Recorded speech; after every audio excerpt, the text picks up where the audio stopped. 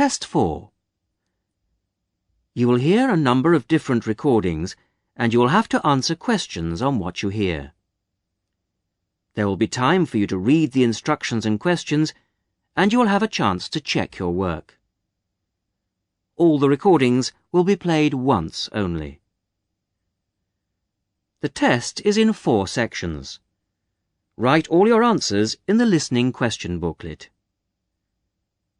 At the end of the test, you will be given 10 minutes to transfer your answers to an answer sheet. Now turn to Section 1.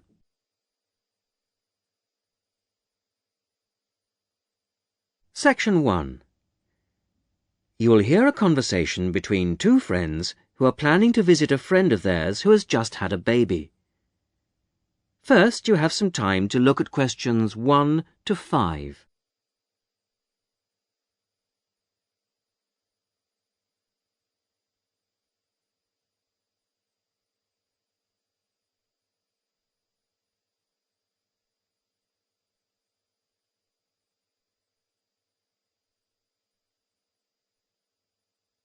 You will see that there is an example which has been done for you. On this occasion only, the conversation relating to this will be played first. John, I've just had some good news. Susan has had her baby. Do you know when she had it? Yesterday, the 10th of August. Oh, my father was born on August the 10th. The baby was born on the 10th of August, so the 10th of August has been written on the form. Now we shall begin.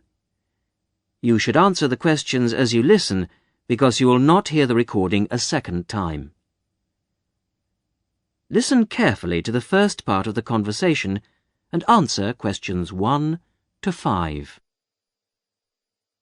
John, I've just had some good news. Susan has had her baby. Do you know when she had it? Yesterday, the 10th of August. Oh, my father was born on August the 10th. Give me the details and I'll make a note for everyone at work. Okay. Well, was it a boy or a girl? It's a boy. And what are they going to call him? Tom. Tom Lightfoot. That sounds quite good, don't you think? Yes, that has quite a good ring to it. You know, he's quite a big baby. He weighed 4¼ kilos when he was born. Oh, that does sound big, 4¼ kilos. And he's long, too, 46 centimetres. Tall parents. He'll grow up to be over 2 meters, I'd say. With masses of black hair, curly black hair. You know, we should go and visit them in hospital. What about tomorrow afternoon at around 1 p.m? Yes, okay. Where should we meet?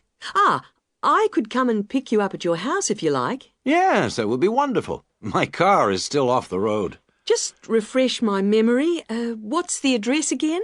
It's 15 Chesterfield Road, Paddington. It's next to the library, isn't it? Not exactly. It's next to a bank. The State Bank, actually. The library is opposite us on the corner. That's right. And there's a garage on the other street corner. I remember now. So you'll pick me up at 1:45, and we'll be there at 1 easily. Before you hear the rest of the conversation, you have some time to look at questions 6 to 10.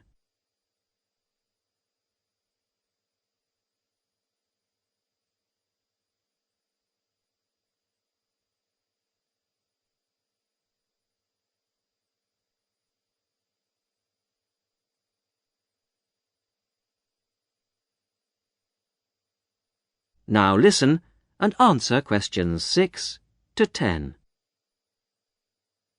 Now, what should we take? We must take them something.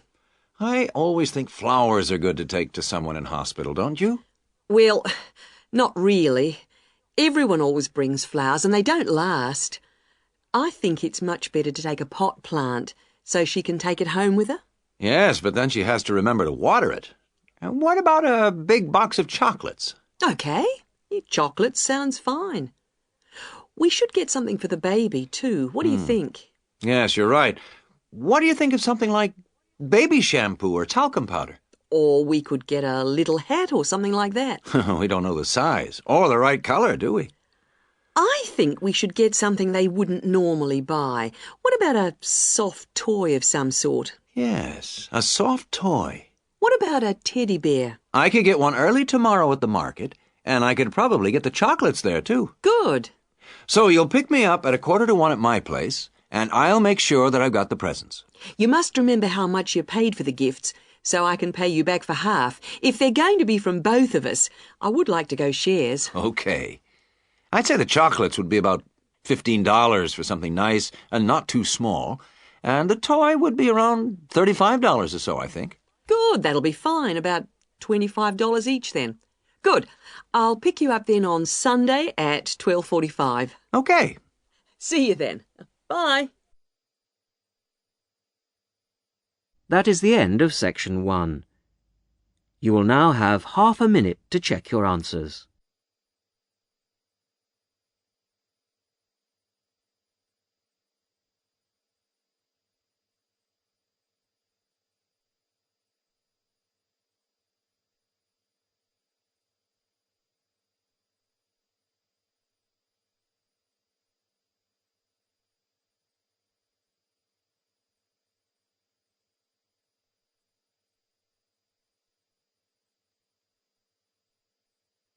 Now turn to section 2.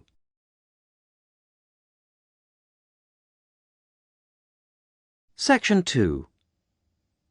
You will hear a popular science radio program. Liz Shearer talks about some new devices for use in the home. First, you have some time to look at questions 11 to 16.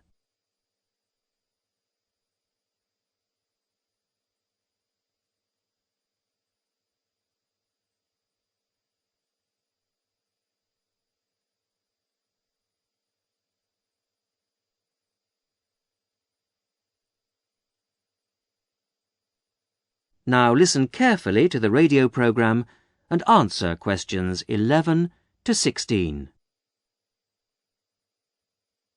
Good evening. Tonight's show comes to you from the Good Home exhibition in Duke's Court, where we've been trying out some of the latest gadgets on show here and getting our resident expert, Liz Shearer, to tell us which ones are worth buying and which will die a death. Well, hello. Yes, John, I've been investigating 4 new household gadgets and sorting out the advantages and disadvantages and then really deciding what are must-buys, what are maybe-buys, and what are never-buys. Let's start with this vacuum flask for keeping drinks hot. Well, I felt this had quite a lot going for it. Most of all is the fact that it contains no glass and is therefore unbreakable to all intents and purposes. It's made of stainless steel, which is guaranteed for 20 years. Hope that's long enough.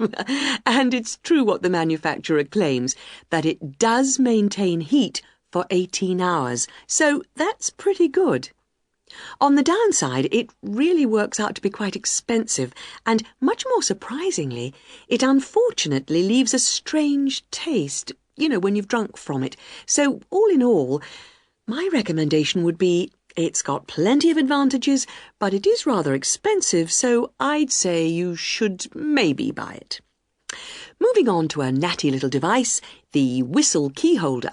Basically, this is where you whistle and the key holder gives off a high-pitched noise and flashes light, so you can find it. One advantage of this model is that it also has a small light. You press the button, and this means you can find keyholes easily. I also felt the small size was a real advantage. On the weaker side, I did find the noise unpleasant, which I'm sure the designers could have done something about. And I found that it didn't work through metal, so it's mainly useful finding in coat pockets, cushions, etc.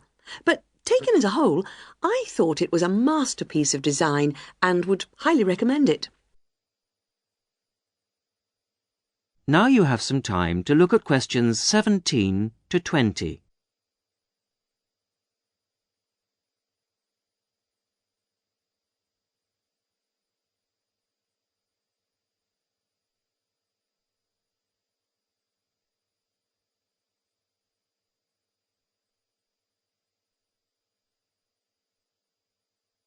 Now listen and answer questions 17 to 20. The third gizmo is called the Army flashlight because it was developed initially for military use. It works by squeezing the handle to generate the power. Its advantages are that it can be used for outside activities and also, and this is one of the surprising features, it does work underwater. My main objection to it, though, was although it did work in these conditions, this model gave off a weak light. So my recommendation, I'm afraid, would have to be to avoid this one. The decoy camera was last on my list. This is a fake video camera which you fix to your wall to scare off burglars. The advantage of this model is something which makes it look very realistic. It's flashing light. On the downside, it was quite difficult to fix to the wall. However, burglary is such a major problem these days that it is worth the effort. So, this gets my strong recommendation. OK, thanks for that, Liz. And now I'd like to... That is the end of section 2. You will now have half a minute to check your answers.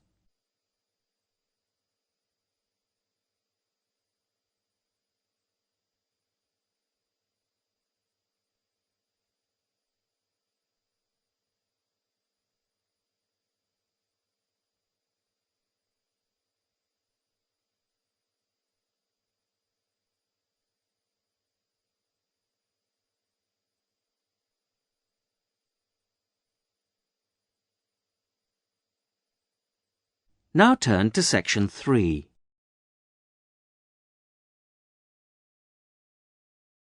Section 3. Listen to a female student, Amina, talking to her tutor, Dr. Bryson, about her project on local history. Amina has completed a first draft of the project. First, you have some time to look at questions 21 to 26.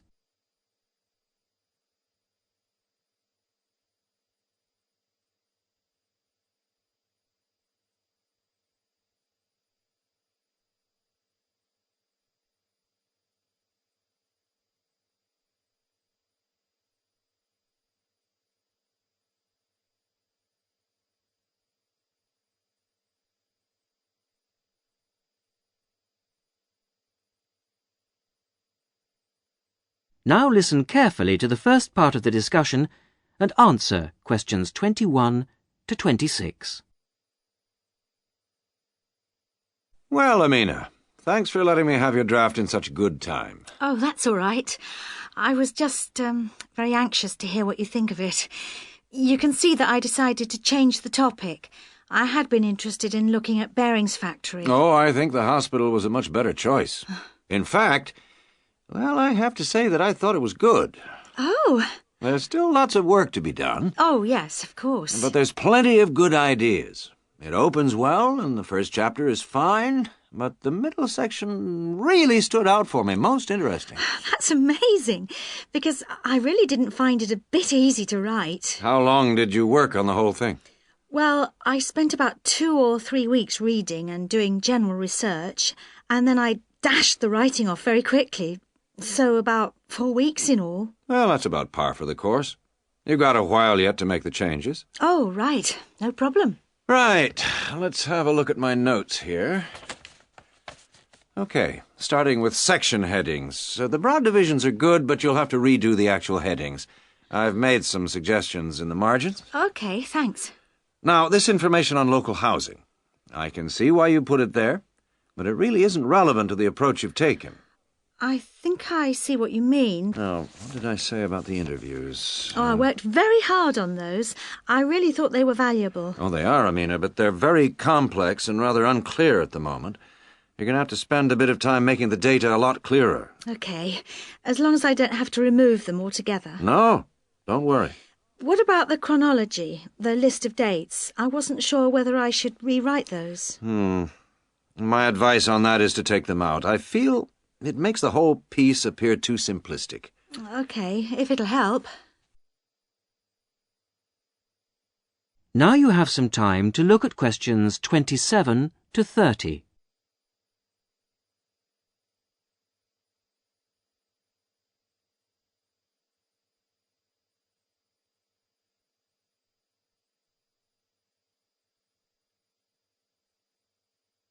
Now listen to the rest of the discussion and answer questions 27 to 30. Now, there are a couple of other books I'd like you to look at. Have you got a pen? Right. Approaches to Local History by John Mervis. Right. And then I think you need to think about ways of representing interview data. Have a look at Sight and Sound by Kate Oakwell. Sight and sound. And you know I'm going away on holiday next week. Yes. So when you've made the changes, I suggest you show the work to your support tutor. Support tutor. Right. Then you do the proofreading. Proofreading. When by, do you think? I'd aim for the 29th of June. And after that, you should get it laser printed. But be careful, because the computer center closes on the 10th of July. And then I hand it in to... Oh, the faculty office, as usual. OK, that's fine. I think I'm all set now. Thanks very much for all your help. A pleasure. See you when I get back. Yep. Thanks, Dr. Bryson. Bye. Bye.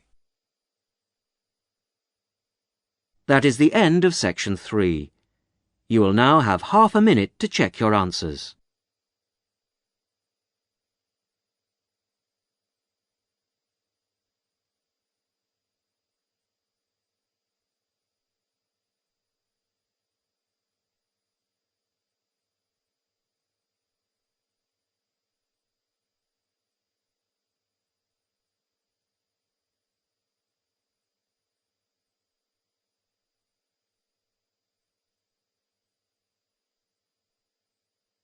Now turn to section 4.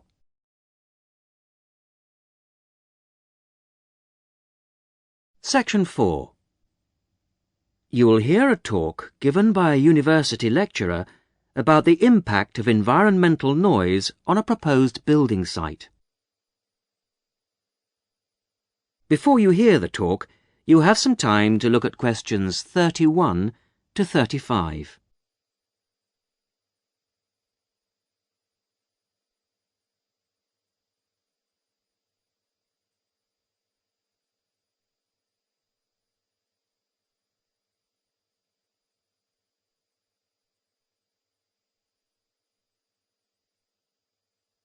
Now listen carefully to the first part of the talk and answer questions 31 to 35.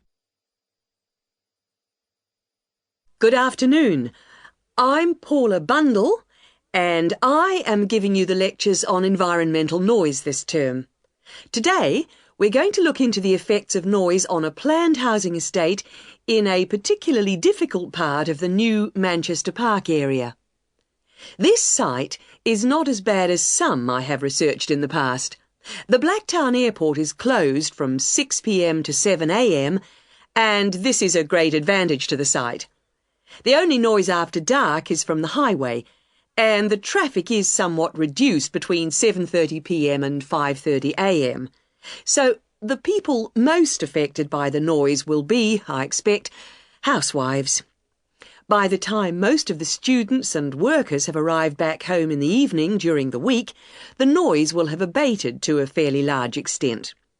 The weekends are still a problem, of course, but the traffic is certainly reduced on Saturdays to a large extent, and even more so on Sundays.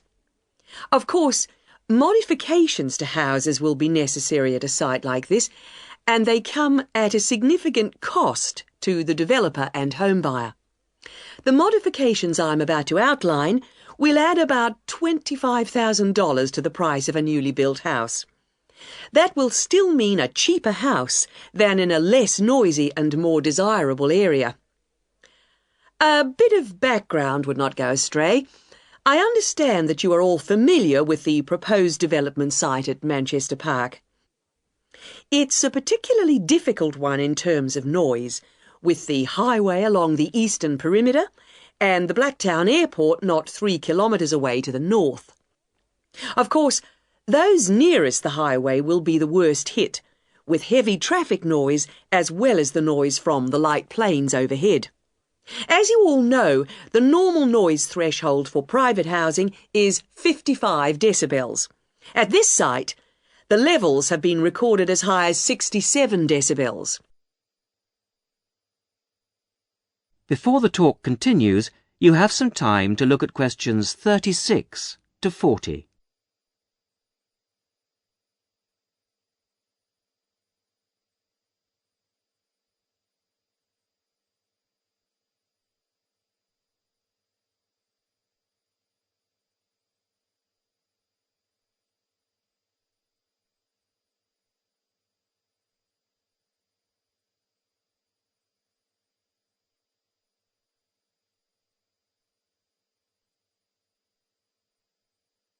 Now, as the talk continues, answer questions 36 to 40.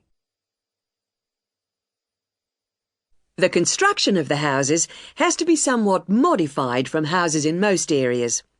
In the houses on the highway and in the noisiest areas of this site, there will be a need for specialised double glazing, and special acoustic seals will have to be fitted to the doors. All exterior doors in this especially noisy pocket will have to be solid core wood doors with hinges. Every house built on this site, not just those adjacent to the highway or nearest to the airport, will require high-density insulation materials in the roof. Not only will all the roofs need insulating, the exterior walls will be required to be double brick. All ceilings will require double-thickness plasterboard to be used in the construction. In the noisiest areas, mechanical ventilation will have to be installed in the exterior walls. In those areas with sealed windows, it will be necessary to fit fans with absorbers to cut out the noise in those particular houses. Air conditioning units could also be fitted in the ceilings of such houses, but this is substantially more expensive than fans and may not be needed on this site.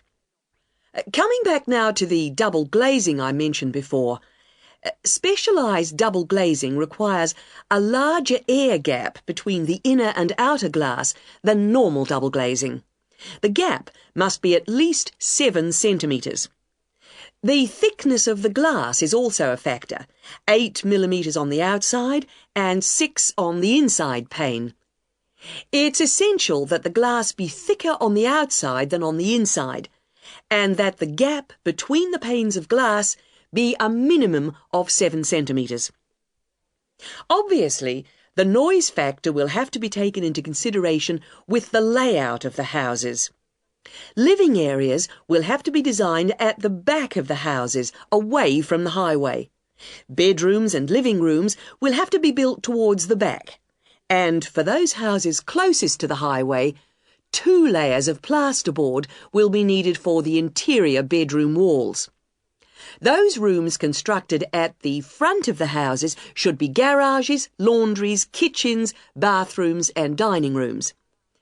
I have come to the conclusion that this development should go ahead, but with various acoustic modifications according to the position of the block in relation to the highway and intersection. That is the end of section 4. You will now have half a minute to check your answers.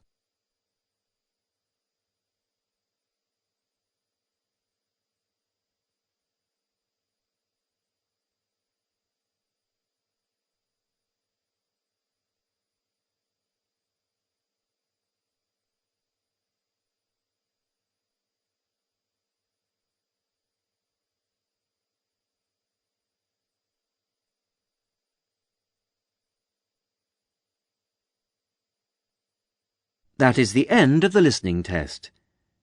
In the IELTS test, you would now have 10 minutes to transfer your answers to the listening answer sheet.